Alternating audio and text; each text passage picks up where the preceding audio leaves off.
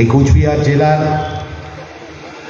জলপাইগুড়ি জেলার গণতান্ত্রিক আন্দোলনের নেতৃত্বরা সংগ্রামী সম্প্রীতি জাঠা, যে দুটো জিনিস আজকের সময় দাঁড়িয়ে, আজকের বাস্তবতায় দাঁড়িয়ে রক্ষা করতে হবে। সংগ্রামের অধিকার, লড়ে যাওয়ার অধিকার, আর একসাথে এক হয়ে লড়বার মেজাজ, একসাথে এক হয়ে লড়বার হক, সেই সম্প্রীতি, এই দুই রক্ষা করবার ডাক দিয়ে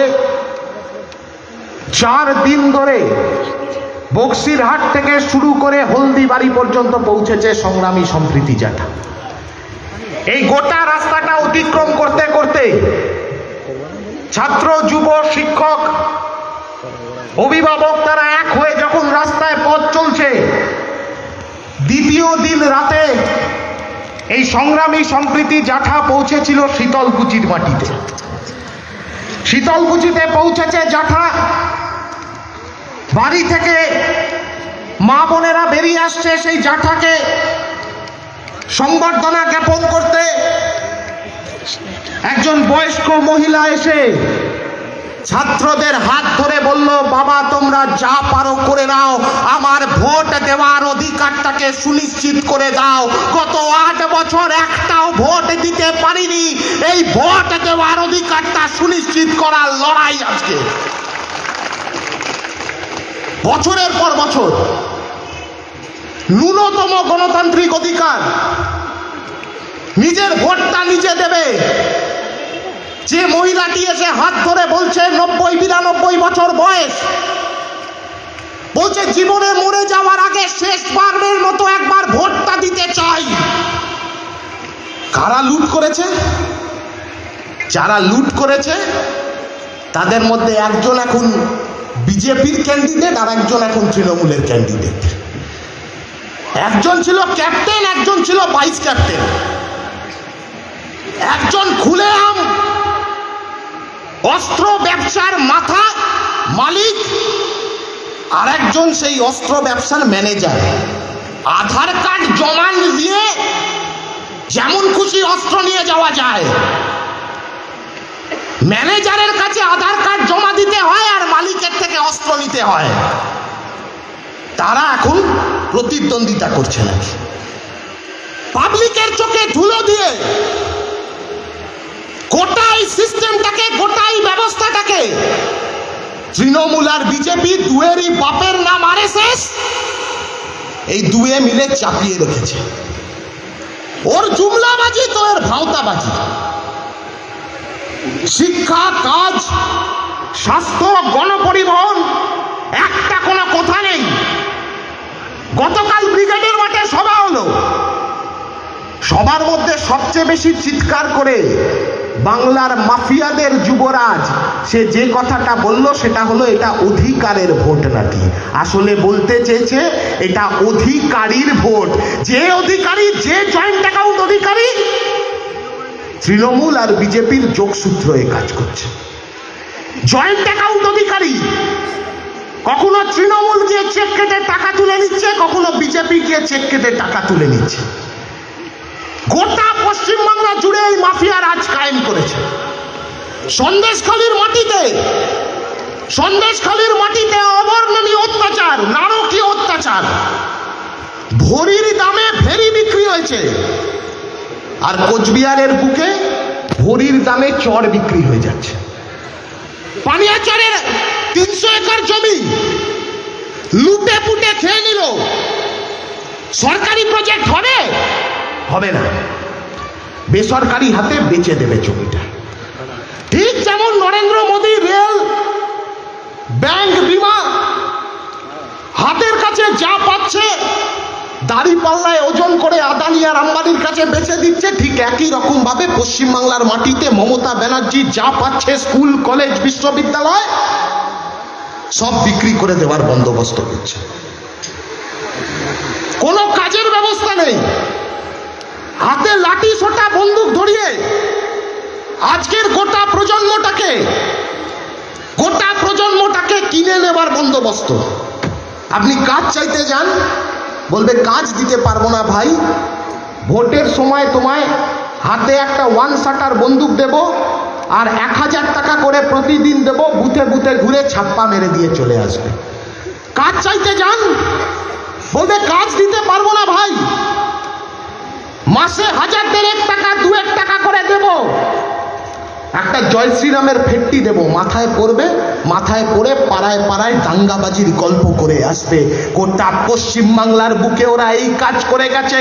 এই গোটা উত্তরবঙ্গ জুড়ে বিভাজনের রাজনীতিকে সামনে রেখে তার থেকে মুনাফা নিতে চেয়েছে। প্রধানমন্ত্রী কুচবিহারে এসে বড় বড় কথা বলে গেছিলেন যে সেনাবাহিনীতে নারায়ণী সেনার রেজিমেন্ট করে দেবে। যেদিন বলে গেছে তার পরের দিন থেকে কোনোদিন আর পার্লামেন্টে তাই নিয়ে আলোচনা হয়নি। নারায়ণী সেনার নাম করে হলদে গামছা বিলি করে বিভাজনের রাজনীতি করবে, অথচ সেই ছেলে মেয়েগুলোর কাছে আর্মির জ্যাকেট, আর্মির জামাটা, মিলিটারির জামাটা পরতে দেবে না। এই হচ্ছে কেন্দ্রের সরকারের রূপ। গোটা অঞ্চলটাকে, গোটা কুচবিহারকে শূন্য করে দিয়েছে। আজকে দাঁড়িয়ে আমার আপনার টাকা, পাবলিকের টাকা, সেই পাবলিকের টাকা সরকার ব্যবহার করে শেখ শাহজাহানদের পোষবার জন্য। পাবলিকের টাকা সরকার ব্যবহার করে শিবু হাজরা, উত্তম সর্দারদেরকে পোষবার জন্য। কিন্তু সেই পাবলিকের টাকা দিয়ে দিনহাটার 2 নম্বর ব্লকে একটা ডিগ্রি কলেজ করতে পারে না। সেই পাবলিকের টাকা দিয়ে সিতাইতে একটা ডিগ্রি কলেজ করতে পারে না। এমন নির্লজ্জ এমএলএ, সিতাইয়ের এমএলএ থাকার সময় একটা কলেজ করতে পারেনি, সে বেটা নাকি এখন এমপি ইলেকশনে দাঁড়িয়েছে। স্কুল করবে না, কলেজ করবে না।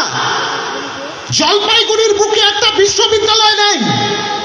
কোথায় পড়বে ছাত্রছাত্রীরা? পড়াশুনোর ব্যবস্থাটাকে একেবারে বন্ধ করে দিয়ে একটা মূল্যবোধহীন প্রজন্ম তৈরি করে সেই মূল্যবোধহীন প্রজন্মের মাথার মধ্যে হিন্দুত্ববাদের এজেন্ডা, ভাগাভাগির এজেন্ডা, বন্ধুতে দেওয়াল তুলে দেওয়ার এজেন্ডা, সেই এজেন্ডাগুলোকে মাথার মধ্যে ঢুকিয়ে দেওয়ার চেষ্টা করছে। কোনো কাজের সন্ধান নেই, পড়াশুনোর সন্ধান নেই। আর যখন এই সন্ধানগুলো দিতে পারছে না, তখন যাতে পড়াশুনো যতটুকু করতে পারছে সেই পড়াশুনো শেষ করে যাতে চাকরির সন্ধান না পায়, যাতে সমাজ বিরোধীতে পরিণত হতে বাধ্য হয়, তার জন্য একটার পর একটা শিল্পকে বাংলার মাটি থেকে পাত্তারি গুটিয়ে চলে যেতে বাধ্য করছে। এই গোটা কুচবিহার অঞ্চল জুড়ে বামফ্রন্টের সরকারের সময় চকচকা শিল্প তালুকে একটার পর একটা ছোট শিল্প, বাজারি শিল্প এনে প্রসারিত করবার ব্যবস্থা করা হয়েছিল, কর্মসংস্থানমুখী করবার ব্যবস্থা হয়েছিল। আর আজকে কি দেখতে পাচ্ছি আমরা? পাট উৎপাদন, তামাক উৎপাদন, সমস্ত কিছুকে ধ্বংস করে দিয়েছে। চকচকা শিল্প তালুক থেকে একটার পর একটা কারখানা দরজায় তালা মেরে পালিয়ে যেতে বাধ্য হচ্ছে তৃণমূলের এই দুষ্কৃতি রাজের মধ্যে, মাফিয়া রাজের মধ্যে। যে মাফিয়া রাজের মাথা ব্লকে, যে মাফিয়া রাজের লেজ ব্লকে শেখ শাহজাহান, উত্তম সর্দার, শিবু হাজরা সেজে ঘুরে বেড়ায়, সেই মাফিয়া রাজের মাথাটাই কালীঘাটের কাল্পনিক টালির চালের নিচে এসির হাওয়া খেতে খেতে এই বাংলার মানুষের সর্বনাশ করে যাচ্ছে। ওদেরকে তাড়াতে হবে, তবেই হচ্ছে যে এই বাংলাটাকে রক্ষা করা যেতে পারে। কে তারা? লাল ঝান্ডা। কোন লাল ঝান্ডা? লাল ঝান্ডা লোকসভাতে দুর্বল হয়েছে, আর গোটা ভারতবর্ষ জুড়ে মিড ডে মিল স্কিমকে বন্ধ করে দেওয়ার ব্যবস্থা হয়েছে। লাল ঝান্ডা লোকসভাতে দুর্বল হয়েছে, আর গোটা ভারতবর্ষ জুড়ে খাদ্যের সুরক্ষা আইনকে লাগু না করবার ব্যবস্থা করা হয়েছে। লাল ঝান্ডা লোকসভাতে দুর্বল হয়েছে, আর নয়া শ্রম কোড লাগু করে শ্রমিকের ইউনিয়ন করবার অধিকার, শ্রমিকের মজুরির দাবিতে লড়াই করবার অধিকারকে কেড়ে নেওয়া হয়েছে। লাল ঝান্ডা লোকসভাতে দুর্বল হয়েছে।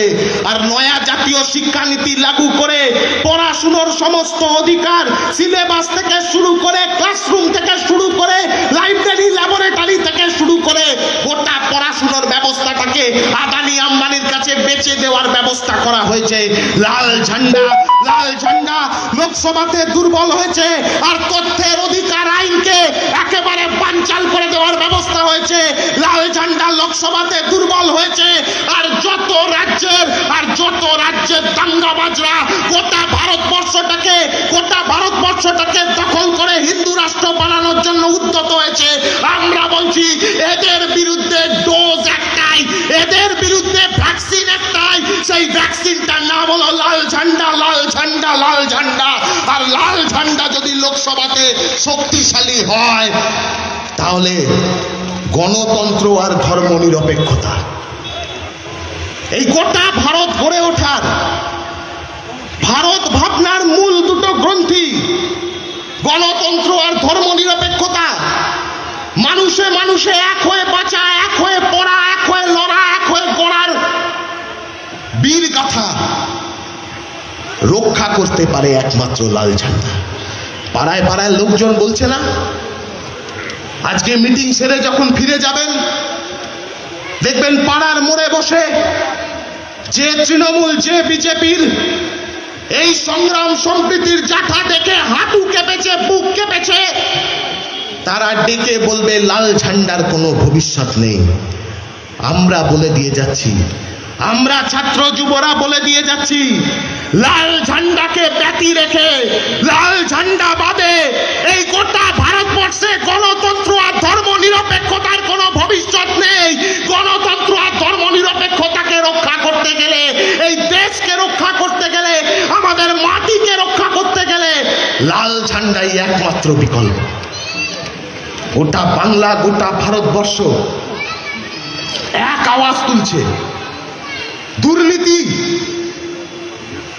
এখন দেখবেন একজন বিচারপতি, প্রাক্তন বিচারপতি, এখন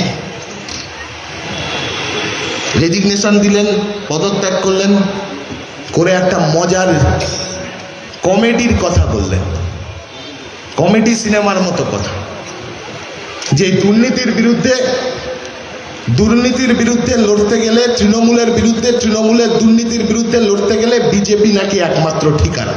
এর থেকে বড় হাসির কথা আর ইলেকশনের বাজারে কিছু শোনা যায় না। এমন দুর্নীতির রাজ এরা চালু করেছে, সেই দুর্নীতির রাজকে ভাঙতে গেলে একমাত্র বিকল্প লাল ঝান্ডা। কারণ যে লাল ঝান্ডাটা বিধানসভায় শূন্য হতে পারে, ঠিক তেমনি চোরের তালিকাতেও লাল ঝান্ডাটা শূন্য। বিধানসভায় শূন্য হতে পারে, ঠিক তেমনি বাংলাটাকে নাগপুরে RSS এর হেডকোয়ার্টারের কাছে পাচার করে দেওয়ার তালিকাতেও লাল ঝান্ডাটা শূন্য। তাই এই লাল ঝান্ডাটাই একমাত্র লড়তে পারে আমার আপনার সকলের দাবি নিয়ে। আর সেই লাল ঝান্ডাই এখন গোটা বাংলার মাটি থেকে দেশের বুকে ডাক পাঠাচ্ছে, গোটা দেশের মানুষের কাছে এই লাল ঝান্ডা ডাক পাঠাচ্ছে যে দেশ বাঁচাতে বিজেপি তাড়াও, আর বিজেপিকে তাড়াতে তৃণমূলকে হারাও। এই জাঠার মাধ্যমে আরো বেশি প্রসারিত হবে। আজকের এই সমাবেশের মাধ্যমে গোটা কুচবিহার, জলপাইগুড়ি জেলার ঘরে ঘরে এই আওয়াজ পৌঁছে যাবে। এই আশা ভরসা প্রত্যয় নিয়ে আপনাদের সকলকে সংগ্রামী অভিবাদন, লাল সালাম জানিয়ে আমার কথা শেষ করছি। ইনকিলাব জিন্দাবাদ। ছাত্র, যুব, মহিলা, কৃষক, শ্রমিক ঐক্য দীর্ঘজীবী হোক। লাল ঝান্ডা দীর্ঘজীবী হোক।